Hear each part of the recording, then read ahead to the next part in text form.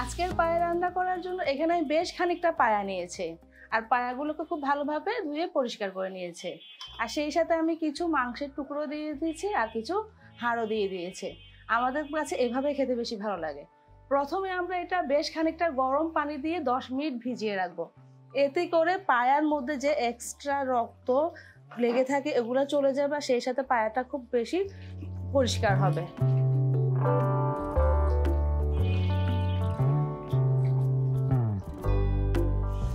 এইভাবে আমি রেখে দিব 10 মিনিট। চলুন এরই ফাঁকে আমরা পায়ার জন্য একটা স্পেশাল মশলা তৈরি করে নিই। আর পায়ার জন্য আমরা যে স্পেশাল মশলাটা তৈরি করব তার জন্য এখানে নিয়েছি আমি 1.5 চা চামচ পরিমাণ মৌরি, এটাকে অনেকে মিষ্টি জিরাও বলে থাকেন। সেই সাথে আছে আমরা যে সাধারণ নর্মাল যে জিরাটা খাই তা আছে 1 চা চামচ পরিমাণ। আর এখানে আছে জায়ফল, এটা নিয়েছি আমি 3 ভাগের 1 ভাগ। একটা জায়ফলের এটা 3 ভাগের 1 ভাগ নিয়েছি আমি। আর সেই সাথে আছে জয়ত্রী, 2টো ফুল আমি নিয়েছি। এটা খুব বেশি একটা স্মেল, সেজন্য এর বেশি দিবেন না। আর এখানে নিয়েছি আমি 10 থেকে 12টা লং, আর সেই সাথে আছে 1 চা চামচ পরিমাণ গোলমরিচ। আর এখানে নিয়েছি আমি 3 টুকরো দারচিনি। আর এটা হচ্ছে ত্রিফল, এটা যে কোনো বড় বড় মুদি দোকানে পেয়ে যাবেন, আর ত্রিফল বললে ওনারা দিয়ে দিবে। এখান থেকে আমি 2 টুকরো নিয়েছি। আর এটা হচ্ছে শাহি জিরা, আর এটা নিয়েছি আমি 1 চা চামচ পরিমাণ। আর সেই সাথে নিয়েছি 10 থেকে 12টা এলাচ, এটা আমি ছোট এলাচটা নিয়েছি। আমি সব কিছু এখন এটা গুঁড়ো করে নেবো, এটা আমি ভাজবো না, ডিরেক্ট এটা গুঁড়ো করে নেব। দেখুন গরম পানি দিয়ে 10 মিনিট ভিজিয়ে রাখার ফলে হাড়ের ভিতরে যে ব্লাডগুলো ছিল এগুলো সব বেরিয়ে আসছে, আর সেই সাথে কোনো বাজে স্মেল থাকলে তাও চলে যাবে। এখন আমরা এই পানি থেকে হাড়গুলো বের করে পরিষ্কার করে নেব। দেখুন পানির মধ্যে কতটা রক্ত, এগুলো যখন রান্না করা হবে একসাথে এটাতে খুব বাজে একটা স্মেল আসবে আর স্বাদটাই নষ্ট হয়ে যায়। তাই অবশ্যই চেষ্টা করবেন এইভাবে গরম পানিতে 10 মিনিট ভিজিয়ে রাখতে। আর এটা এভাবে এখন আর ধোয়ার কোনো প্রয়োজন নেই, জাস্ট পানিটা চেঞ্জ করে আমরা এটা রান্না বসিয়ে দিব। আমি পায়াগুলো খুব ভালোভাবে পরিষ্কার করে নিয়ে এসেছি। প্রথমে আমরা এখানে অ্যাড করব 2 কাপ পেঁয়াজ কুচি। আমার এখানে আনুমানিক 2টো পায়া আছে, আমি সেই পরিমাণে মশলাটা অ্যাড করছি। আপনারা যতটুকু নেবেন সেই পরিমাণে অ্যাডজাস্ট করে নেবেন। আর পেঁয়াজগুলো আমি একটু মোটা মোটা করে কেটেছি, এটা এমনিতেই সেদ্ধ হয়ে যাবে। আর এখন অ্যাড করব আমি কিছু আস্ত মশলা, আর সেই জন্য এখানে নিয়ে নিয়েছি 4 টুকরো দারচিনি, 6-7টা তেজপাতা আমি একটু মাঝখান থেকে চিড়ে দিয়ে দিচ্ছি, 6-7টা দিয়ে দিচ্ছি আমি সবুজ এলাচ, আর 10-12টা দিয়ে দিচ্ছি আমি লং। এখন দিয়ে দিচ্ছি আমি বাটা মশলা, আর দিচ্ছি 2 টেবিল চামচ আদা বাটা।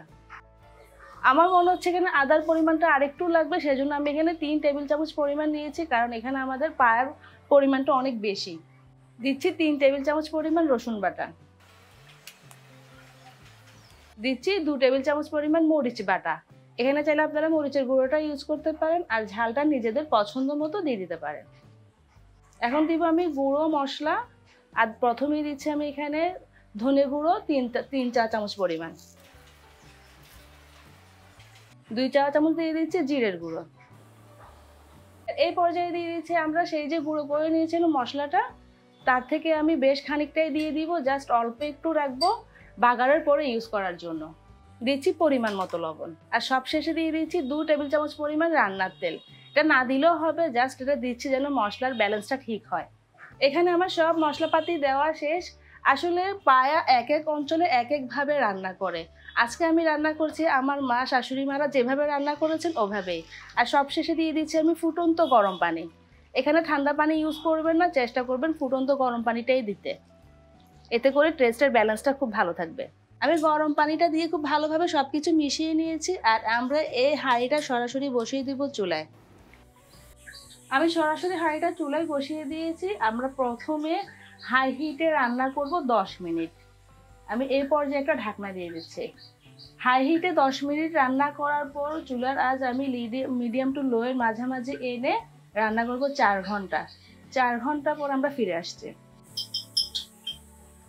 আমি এই পর্যায়ে দিয়ে দিচ্ছি 2 চা চামচ পরিমাণ হলুদের গুঁড়া। আসলে আমরা হলুদ গুঁড়াটা দিতে ভুলে গেছিলাম, এখন মনে পড়ছে, দিয়ে দিলাম। এখন আমরা সবকিছু একটু হালকাভাবে মিশিয়ে নিচ্ছি।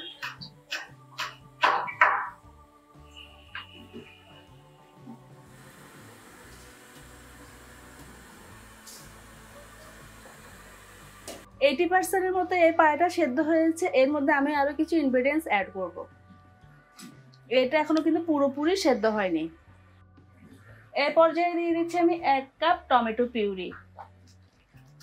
এখানে অনেকে তেঁতুলের কাঠটা ইউজ করে থাকেন, তবে আমি আমার মা বা আমার শাশুড়ি মার কাছে দেখেছি টমেটো বাটাটা ইউজ করতে। আমাদের কাছে এভাবে অনেক বেশি মজা লাগে। আপনারা একবার এভাবে রান্না করে দেখবেন। সেই সাথে যাচ্ছে 25 থেকে 30টা কাঠবাদাম আমি ভিজিয়ে ব্লেন্ড করে নিয়েছি।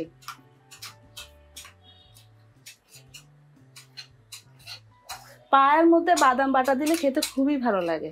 আমার মাকে দেখেছি সবসময় দিয়ে থাকে। দিয়ে দিচ্ছি 5-6টা কাঁচামরিচ, মাঝখান থেকে আমি এবার ভেঙে ভেঙে দিয়ে দিচ্ছি। এখানে আমি যেহেতু লাল মরিচটা ইউজ করেছি, সেজন্য কাঁচামরিচের পরিমাণটা একটু কমে দিলাম, তবে ঝালেরটা নিজেদের পছন্দ মতো দিয়ে দিতে পারেন। আর এই পর্যায়ে দিয়ে দিচ্ছি আমি 2 কাপ গরম দুধ। আর দুধটা দেওয়ার কারণ হচ্ছে ঝোলটাকে টেস্টি করা, যেহেতু আমাদের মূল উদ্দেশ্য হচ্ছে আমরা পায়ার ঝোলটা খুব মজা করে খাই, তাই আমি ঝোলটাকে টেস্টি করার জন্য এখানে দিয়েছি। আপনারা চাইলে না দিলেও পারেন, তবে দিলে খুবই ভালো লাগে খেতে। আর পায়া তো দেখা যাচ্ছে আমরা 3-4 মাসের পরে একবার খাই, সবসময় তো এটা খাওয়া হয় না। যখনই খাবো একটু টেস্ট করে রান্না করে খাওয়াটাই বেটার। আমি এখানে লবণটা চেক করে নিয়েছি, একদমই পারফেক্ট আছে আমার লবণটা। আপনাদের যদি কম বেশি হয় এই পর্যায়ে অ্যাডজাস্ট করে নিতে পারেন। আমি আবারও ঢাকনা দিয়ে রান্না করব আরো আধা ঘন্টার মতো। এরই মাঝে আমাদের পায়াটা পুরোপুরি সেদ্ধ হয়ে যাবে।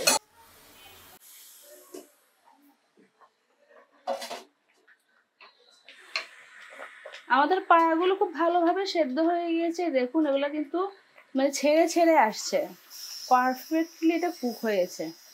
এই যে দেখুন, এখন আমাদের এর মধ্যে খুব সুন্দর একটা বাগার দিতে হবে। আমি বাগারের প্রিপারেশনটা করে নিচ্ছি। বাগার দেওয়ার জন্য আমি একটা প্যানে দিয়েছি 3 টেবিল চামচ পরিমাণ রান্নার তেল। তেলটা একটু গরম হয়ে আসলে দিয়ে দিচ্ছি 1 টেবিল চামচ পরিমাণ চপেট করা গার্লিক।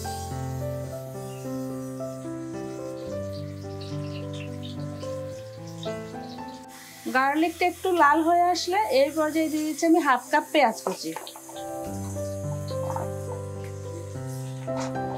এখন আমি পেঁয়াজটাকে একদম গোল্ডেন ব্রাউন করে ভেজে নিব।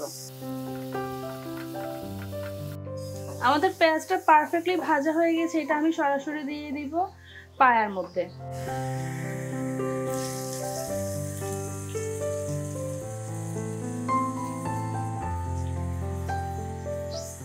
আর সবশেষে অ্যাড করে দিচ্ছি সেই যে আমরা মশলা গুঁড়ো করেছিলাম আর বাকি মশলাটা। এখানে অনেকে ময়দা বা চালের গুঁড়া দিয়ে থাকে ঝোলটাকে গাঢ় করার জন্য। এখানে যেহেতু আমি বাদাম বাটা, তারপরে টমেটো বাটা, দুধ ইউজ করেছি, সেজন্য আমাদের ঝোলটা এমনিতে অনেকটাই গাঢ় হয়ে গিয়েছে। আর আমরা সাধারণত ময়দা বা চালের গুঁড়া দিয়ে থাকি না, এইভাবে আমরা সবসময় খেয়ে আসছি, আমাদের কাছে এভাবেই ভালো লাগে। আমি রিকোয়েস্ট করবো একবার আমার এই রেসিপিতে রান্না করে দেখবেন, দেখবেন খেতে অনেক বেশি ভালো লাগছে, ঝোলটা অনেক বেশি টেস্টি হয়। আমি আপনাদেরকে একটু দেখিয়ে দিচ্ছি ঝোলের টেক্সচারটা।